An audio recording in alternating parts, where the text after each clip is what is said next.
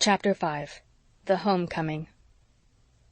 Dr. David Blythe had sent his horse and buggy to meet them, and the urchin who had brought it slipped away with a sympathetic grin, leaving them to the delight of driving alone to their new home through the radiant evening.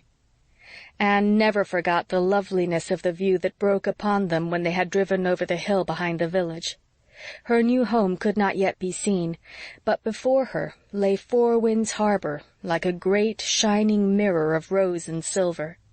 Far down she saw its entrance between the bar of sand dunes on the one side and a steep, high, grim red sandstone cliff on the other. Beyond the bar the sea, calm and austere, dreamed in the afterlight. The little fishing village, nestled in the cove where the sand dunes met the harbor shore, looked like a great opal in the haze. The sky over them was like a jeweled cup from which the dusk was pouring. The air was crisp with the compelling tang of the sea, and the whole landscape was infused with the subtleties of a sea evening. A few dim sails drifted along the darkening, fir-clad harbor shores.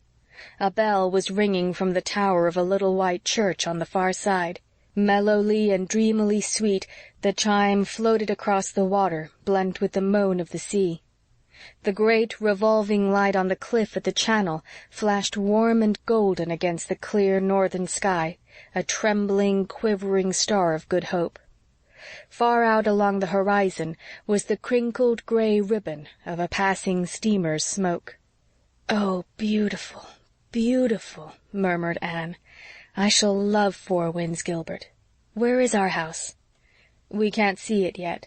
The belt of birch running up from that little cove hides it. It's about 2 miles from Glen St. Mary, and there's another mile between it and the lighthouse. We won't have many neighbors, Anne. There's only one house near us, and I don't know who lives in it. Shall you be lonely when I'm away?" "Not with that light and that loveliness for company. Who lives in that house, Gilbert?" "I don't know. It doesn't look exactly as if the occupants would be kindred spirits, Anne, does it?" The house was a large, substantial affair, painted such a vivid green that the landscape seemed quite faded by contrast.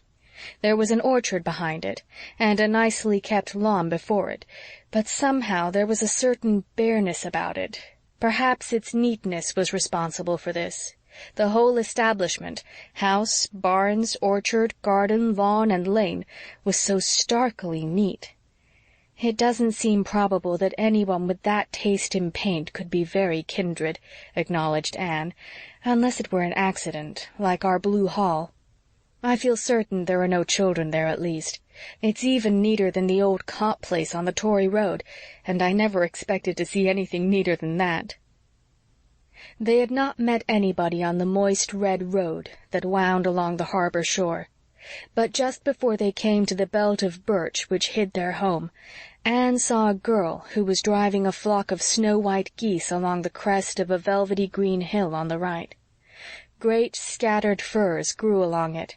Between their trunks one saw glimpses of yellow harvest fields, gleams of golden sand hills, and bits of blue sea. The girl was tall and wore a dress of pale blue print.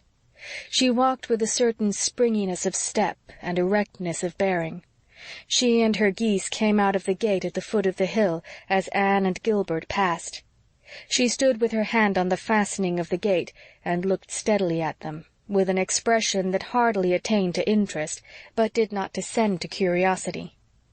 It seemed to Anne, for a fleeting moment, that there was even a veiled hint of hostility in it. But it was the girl's beauty which made Anne give a little gasp, a beauty so marked that it must have attracted attention anywhere. She was hatless, but heavy braids of burnished hair, the hue of ripe wheat, were twisted about her head like a coronet. Her eyes were blue and star-like. Her figure, in its plain print gown, was magnificent, and her lips were as crimson as a bunch of blood-red poppies she wore at her belt. "Gilbert, who is the girl we have just passed?" asked Anne in a low voice.